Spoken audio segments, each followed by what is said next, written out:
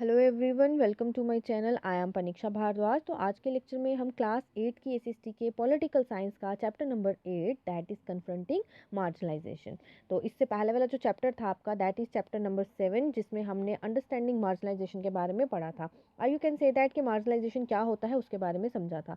तो मार्जिनलाइजेशन एक तरह का प्रोसेस होता है जिसमें ग्रुप ऑफ पीपल को लेस इंपॉर्टेंस जो है वो दी जाती है। Now what is confronting marginalisation? Confronting marginalisation का मतलब ये है कि किस तरीके से मार्जिन कम्युनिटीज़ जो थी वो इन अपने साथ हुई इनइक्वालिटी को और डिस्क्रिमिनेशन को किस तरीके से उनका सामना कर रही थी, वो हम इस चैप्टर के अंदर पढ़ेंगे।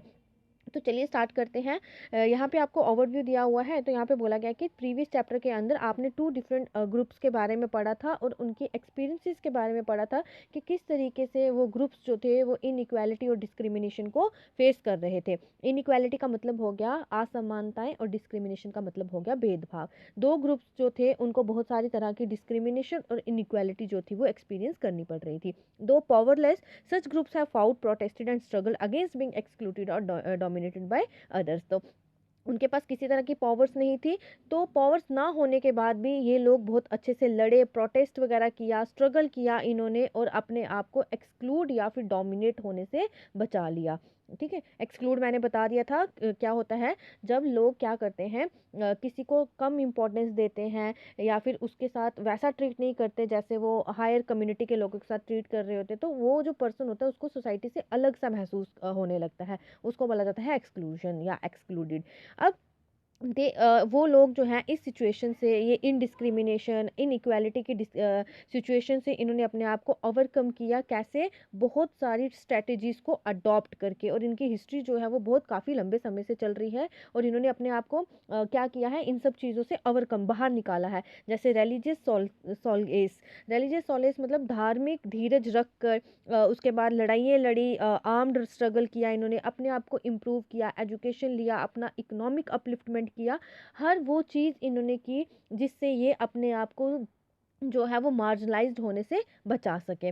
सभी केसेस में जो चॉइस थी स्ट्रगल की वो डिपेंड कर रही थी सर्कमस्टांसिस की, कि कौन सी मार्जिनल कम्युनिटी जो है वो अपने आप को किस तरह के सर्कमस्टांसिस में, मतलब किस तरह से उसको लग रहा है कि मैं मार्जिनलाइज्ड हो रहा हूँ, तो उस चीज़ से उन्होंने अपने आप को ओवरकम किया। जैसे एक पर्सन है, उसको लग रहा है कि उसको एजुकेशन नहीं दी जा रही है, एजुकेशन नहीं लेने दी जा रही क्योंकि वो गरीब है, तो उसने अपना अपना जो स्टैंडर्ड था उसको क्या किया, रेज किया और अपने आप को मार्जिनलाइज्ड होने से बचा लिया। ठीक है, इस तरह से उन्होंने अपनी एक्टिविटीज़ जो थी वो परफॉर्म की ताकि वो अपने आप को मार्जिनलाइज्ड होने से बचा सके।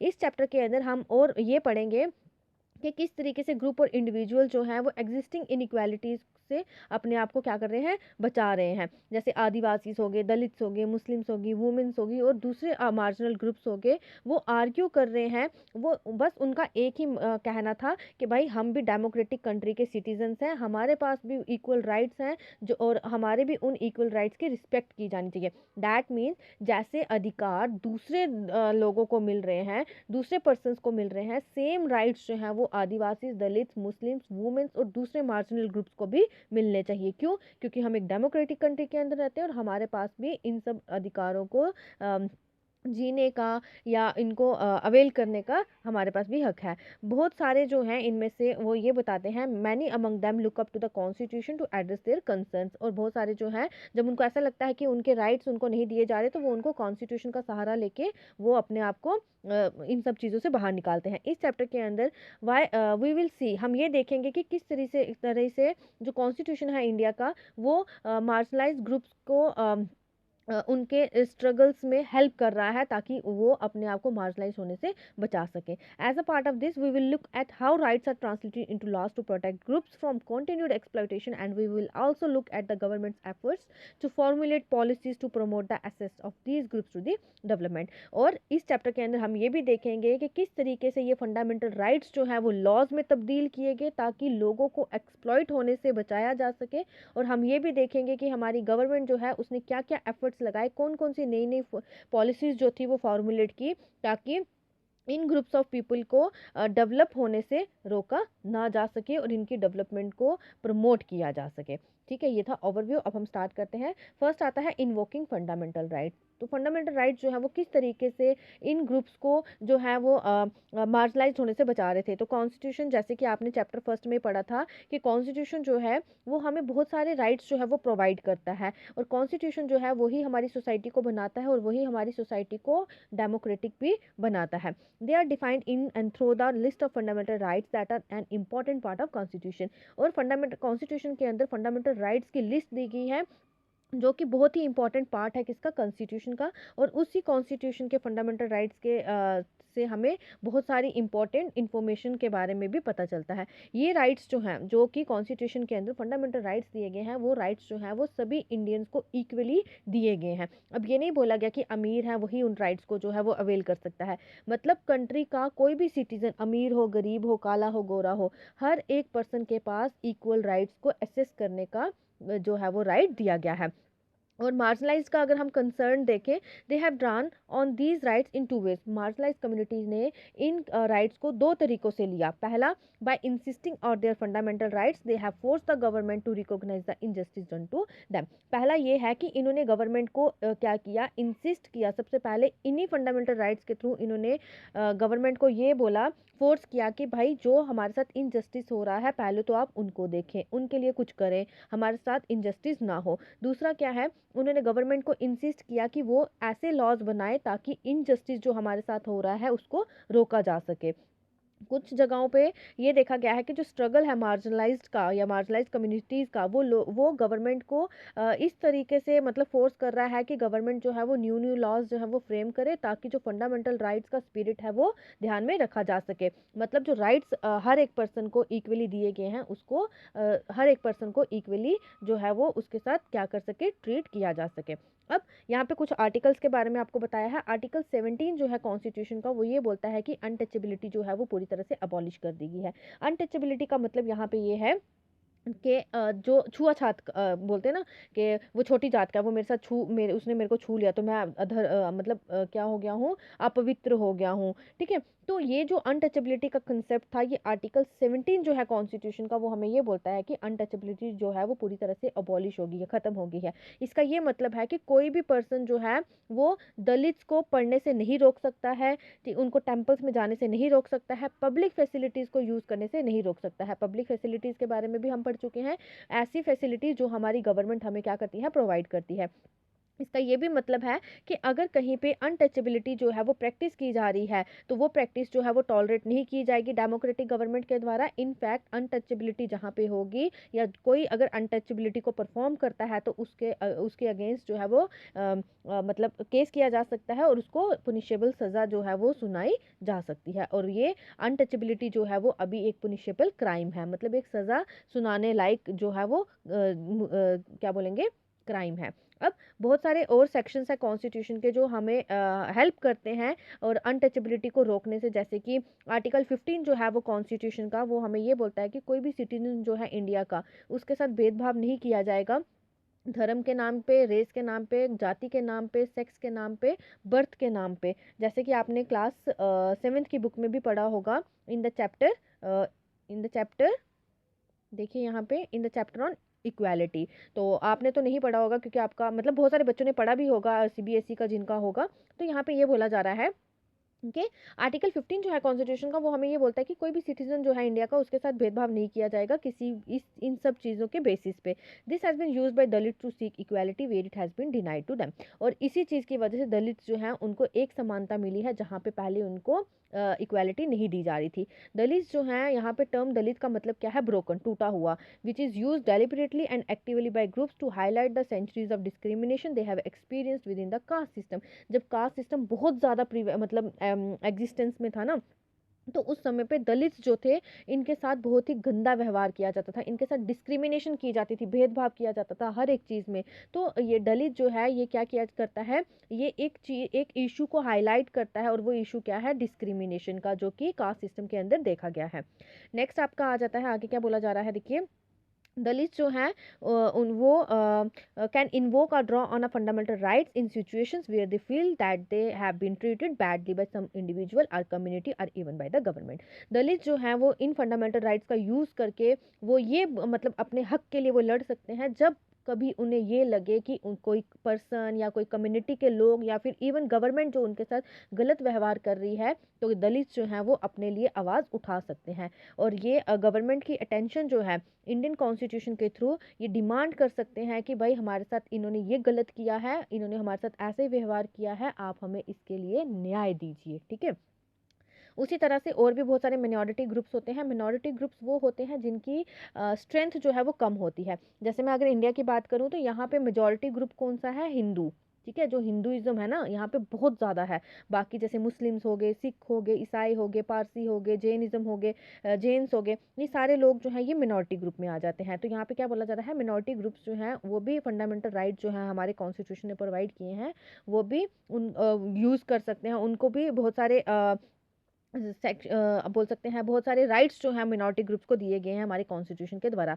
दे have particularly drawn upon the right to freedom of religion and cultural and educational rights. इन लोगों को, जो मिनॉरिटी ग्रुप्स हैं, इनके पास फ्रीडम है कि ये किसी भी धर्म को अपना सकते हैं, किसी भी तरह के कल्चर को अपना सकते हैं और एजुकेशनल राइट्स लेने का भी अधिकार है। ये है आपका आर्टिकल 29। आर्टिकल 29 जो है वो ये बताता है कि जो मिनॉरिटी ग्रुप्स हैं वो भी किसी भी धर्म को अपना सकते हैं, किसी भी धर्म को प्रैक्टिस कर सकते हैं, कोई भी कल्चर एक्टिविटी परफॉर्म कर सकते हैं और एजुकेशनल राइट्स लेना भी उनका अधिकार है। Cultural and educational rights, distinct cultural and religious groups like the Muslims and Parsis have the right to be the guardians of the content of their culture as well as the right to make decision on how best this content is to be preserved. In short यहाँ पे कहने का यह मतलब है, मुस्लिम हो, पारसी हो, ये कौन है? मिनॉरिटी ग्रुप में है। तो ये मिनॉरिटी ग्रुप के जो लोग हैं ये अपने धर्म को किस तरीके से चलाना है, क्या क्या डिसीजंस लेने हैं, किस तरीके से हम अपने धर्म को, अपने रिलीजन को बचा सकते हैं, प्रिजर्व कर सकते हैं, इनके पास ये अधिकार है। इनको कोई भी आके ये नहीं बोल सकता है कि तुम अपने धर्म को नहीं मान सकते, तुम इसको पूजा नहीं कर सकते, तुम पाठ नहीं कर सकते। मतलब कोई भी दूसरी कम्युनिटी का पर्सन आके उनको नहीं रोक सकता है। दस ये जो डिफरेंट डिफरेंट राइट्स, जो कल्चरल राइट्स जो हमारी कॉन्स्टिट्यूशन ने हमें दिए हैं, ये क्या है? हमारे कल्चरल जस्टिस टू, मतलब कल्चरल राइट्स प्रोवाइड करे गए हैं हमारी गवर्नमेंट के द्वारा, हमारे कॉन्स्टिट्यूशन के द्वारा। Constitution does this so that the culture of this groups is not dominated not wiped out by the culture of the majority community. तो कॉन्स्टिट्यूशन ने ऐसा इसलिए किया है, ये कल्चरल राइट्स इसलिए दिए गए हैं ताकि किसी के कल्चर को, किसी ग्रुप के कल्चर को डोमिनेट ना किया जा सके, ना ही उसके साथ कोई छेड़खानी की जा सके। छेड़खानी को है मेजॉरिटी कम्युनिटी के लोग, लेकिन अगर मेजॉरिटी कम्युनिटी के लोग किसी मिनॉरिटी कम्युनिटी के कल्चर को के साथ छेड़खानी करते हैं या कुछ गलत करते हैं तो वो कॉन्स्टिट्यूशन का सहारा लेके वो अपने लिए आवाज़ उठा सकते हैं। अब क्या क्या लॉज जो हैं वो मार्जिनलाइज के लिए बनाए गए हैं हमारी गवर्नमेंट के द्वारा, अब हम वो देखेंगे। जैसे कि आपने देखा गवर्नमेंट जो है उसने बहुत सारे लॉज बनाए हैं ताकि वो अपने सिटीजन्स को प्रोटेक्ट कर सके। Yet this is not the only way in which, मतलब सिर्फ लॉज बनाने से ही कुछ नहीं होगा, इसके लिए हमें एक्शंस भी लेने होंगे, उन लॉज को इम्प्लीमेंट भी करना होगा। बहुत सारे लॉज और पॉलिसीज़ जो हैं वो हमारी कंट्री के अंदर मार्जिनलाइज ग्रुप के लिए बनाए गए हैं। ये पॉलिसीज़ और ये स्कीम्स जो हैं वो इमर्ज हुई थी डिफरेंट कमेटीज़ या डिफरेंट डिफरेंट सर्वेस करने के बाद। गवर्नमेंट जो है वो बहुत सारे एफर्ट्स उठा रही है ताकि इन पॉलिसीज़ को प्रमोट किया जाए, ताकि प्रमोट करके ऐसे स्पेसिफिक ग्रुप्स को अपॉर्चुनिटीज़ दी जाएं। अब प्रोमोटिंग सोशल जस्टिस, प्रमोट किया जा रहा है समाज के अंदर न्याय को, जैसे कि as a part of their effort to implement the constitution. जिस तरह से कॉन्स्टिट्यूशन को इम्प्लीमेंट किया गया है, स्टेट और सेंट्रल गवर्नमेंट जो है वो बहुत सारी स्कीम, मतलब कॉन्स्टिट्यूशन के अंदर ये बताया गया है कि स्टेट और सेंट्रल गवर्नमेंट जो है वो बहुत सारी स्पेसिफिक स्कीम्स जो हैं वो बना रही हैं ट्राइबल एरियाज़ के लिए, या आप ये कह सकते हैं डिफरेंट डिफरेंट स्कीम्स जो हैं वो इम्प्लीमेंटेड की गई हैं ऐसे एरियाज़ में जहाँ पे ट्राइबल पीपल्स रह रहे हैं और जहाँ पे पॉपुलेशन जो है दलित्स की वो बहुत ज़्यादा है। जैसे कि यहाँ पे एग्जांपल दिया है, गवर्नमेंट जो है वो फ्री और सब्सिडाइज हॉस्टल्स जो है वो दलित और आदिवासी स्टूडेंट्स को प्रोवाइड कर रही है, सो दैट कि वो एजुकेशन फैसिलिटीज़ जो हैं वो ले सके, that may not be available in their localities, जो कि उनकी लोकेलिटीज़ में अवेल नहीं है। कहने का मतलब यहाँ पे सब्सिडाइज हॉस्टल्स का मतलब कम पैसों में हॉस्टल मिल जाना और वो वहाँ पे खाना वगैरह, पढ़ाई का सब कुछ वहीं पे मिल जाए उनको। ठीक है, कुछ लोकेलिटीज़ ऐसी हैं जहाँ पे पॉपुलेशन जो है दलित्स की वो बहुत ज़्यादा है, आदिवासियों की बहुत ज़्यादा है, लेकिन उनके उस एरिया में पढ़ने की फैसिलिटीज़ प्रोवाइड नहीं है। तो ये लोग अपने बच्चों को बाहर ऐसे एरियाज़ में भेजते हैं जहाँ पे स्कूल्स वगैरह जो है वो अच्छे से हों, फिर वहाँ पे गवर्नमेंट जो है वो उन बच्चों को हॉस्टल्स प्रोवाइड करती है। दलित और आदिवासी के बच्चों को या दलित एंड आदिवासी कम्युनिटी के बच्चों को हॉस्टल प्रोवाइड करती है ताकि वो कम से कम प्राइसेस में, कॉस्ट में अपने बच्चों को पढ़ा सके। इसके अलावा बहुत सारी फैसिलिटीज़ और हमारी गवर्नमेंट के द्वारा दी गई हैं, जैसे कि कुछ लॉज बनाए गए हैं ताकि इन इनइक्विटी के सिस्टम को ख़त्म किया जा सके। ये जो ये असमानताएं देखने को मिल रही है ना, इसको ख़त्म किया जा सके। एक लॉ या पॉलिसी जो है वो ये बनाई गई है, reservation policy, that today is both significant and highly continuous. कहने का ये मतलब है, एक पॉलिसी जो है, या आप कह सकते हैं लॉ बनाया गया है हमारी गवर्नमेंट के द्वारा, जिसको रिजर्वेशन पॉलिसी बोला गया है, और ये बहुत ही एक इंपॉर्टेंट रोल प्ले कर रही है हमारी सोसाइटी के अंदर। लॉज जैसे कि रिजर्व सीट्स जो हैं एजुकेशन के अंदर, एम्प्लॉयमेंट, गवर्नमेंट एम्प्लॉयमेंट के अंदर दलित और आदिवासी के लिए, ये इम्पॉर्टेंट आर्ग्यूमेंट है हमारी आज की सोसाइटी के अंदर, जहाँ पे बहुत सारी सेक्शंस जो है पॉपुलेशन की, वो इस अपॉर्चुनिटी को डिनाई करती है, और वो बोलती है कि भाई इस तरह की अपॉर्चुनिटीज़ जो है वो उनको क्यों मिलेगी हैं। लेकिन कहीं ना कहीं पे इन लोगों के साथ पहले बहुत गलत किया गया था, बहुत गलत हुआ था, दैट्स वाई इन लोगों को ये अपॉर्चुनिटी जो है वो दी गई है, और ये लोग जो हैं रिजर्वेशन को का सहारा लेके ये अपने बहुत सारे बेनिफिट्स जो है वो क्या कर सकते हैं, अचीव कर सकते हैं। जैसे एजुकेशन की फील्ड में, गवर्नमेंट की फील्ड में, और डेमोक्रेटिक गवर्नमेंट जो है उसने एक स्टेप उठाया है ताकि वो इन सेक्शंस को भी आगे बढ़ा सके। अब किस तरह से रिजर्वेशन पॉलिसी जो है वो वर्क करती है, तो गवर्नमेंट पूरी इंडिया की अगर आप बात करेंगे तो उन्होंने शेड्यूल कास्ट या जिनको दलित बोलते हैं, और शेड्यूल ट्राइब्स जिनको एसटीज बोलते हैं, ठीक है, एसटीज और एसटीज के लिए की एक लिस्ट प्रिपेयर की है। साथ ही साथ में बैकवर्ड और मोस्ट बैकवर्ड कास्ट की एक लिस्ट प्रिपेयर करती है हमारी गवर्नमेंट, जिसमें सेंट्रल गवर्नमेंट जो है too has its list, central government के पास भी वो लिस्ट होती है। स्टूडेंट जो एजुकेशनल इंस्टीट्यूशन के अंदर अपनी फॉर्म्स वगैरह अप्लाई करते हैं, या फिर गवर्नमेंट जॉब्स के लिए जो लोग हैं वो अपना फॉर्म अप्लाई करते हैं, उनको अपना एक प्रूफ देना होता है कास्ट या फिर ट्राइब स्टेटस का, in the form of caste and tribe certificate. कौन सी फॉर्म में, कास्ट और ट्राइब सर्टिफिकेट्स में, ठीक है। जैसे कि आप सब जानते हैं जब भी फॉर्म्स वगैरह लगते हैं तो एससी और एसटीज वाले जो है वो अपना कास्ट सर्टिफिकेट जो है वो लगा देते हैं, जिससे ये पता चल जाता है कि भाई ये लोग जो हैं वो बैकवर्ड कास्ट के हैं, या एससी से हैं, या एसटी कास्ट के हैं। फिर ये many government and educational institutions also ask for candidates to mention their caste type status, और बहुत सारे गवर्नमेंट और एजुकेशनल इंस्टीट्यूशंस हैं जो कैंडिडेट्स को बोलते हैं कि वो अपनी कास्ट और ट्राइब स्टेटस जो है वो मेंशन करें। और अगर दलित कास्ट का या फिर किसी सर्टन कास्ट का लोग जो है वो is on the government list, और वो गवर्नमेंट लिस्ट में आ जाता है, देन उस कैंडिडेट को, या उस कास्ट के या उस ट्राइब के कैंडिडेट को रिजर्वेशन का बेनिफिट जो है वो मिल जाता है। जैसे किसी कॉलेज में एडमिशन लेना हो, या किसी प्रोफेशनल एजुकेशनल इंस्टीट्यूट में जाना हो, जैसे कि मेडिकल कॉलेजेस हो गए, गवर्नमेंट जॉब्स के लिए उसको जो है वो जाना हो, तो एक कट ऑफ मार्क्स जो है वो सेटअप किए जाते हैं। जैसे आपको पता है एक एग्ज़ाम होगा, एग्ज़ाम क्वालिफाई करने के बाद जैसे एक कट ऑफ मार्क्स सेट किया जाता है। अगर जर्नल के लिए वो 59 है, तो एससी के लिए मे बी वो 50 हो, 52 हो, इस तरह से एक कट ऑफ जो है वो क्या किया जाता है, मार्क किया जाता है, ताकि रिजर्वेशन का फ़ायदा जो है वो उन लोगों को दिया जा सके। इसका ये मतलब नहीं है कि जितने भी दलित और ट्राइबल कैंडिडेट्स हैं वो क्वालिफाई कर लेंगे एडमिशन के लिए, लेकिन वो लोग कर पाएंगे जो कि reasonably well and secured marks above the cut point of, जो कि कट पॉइंट ऑफ से कुछ मार्क्स उन्होंने थोड़े से लिए होंगे, वही लोग जो है वो क्या कर सकते हैं,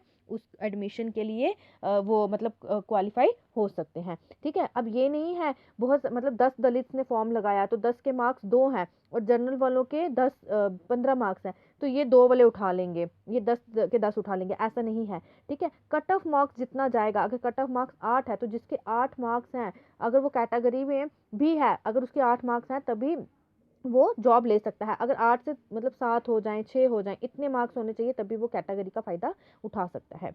आगे क्या बोल रहा है, गवर्नमेंट जो है वो स्पेशल स्कॉलरशिप जो है वो इन स्टूडेंट्स को प्रोवाइड करती है। क्लास 9th पॉलिटिकल साइंस की टेक्स्ट बुक में भी आप जो है वो रिजर्वेशन, बैकवर्ड क्लासेस की रिजर्वेशन के बारे में और पढ़ेंगे, ठीक है।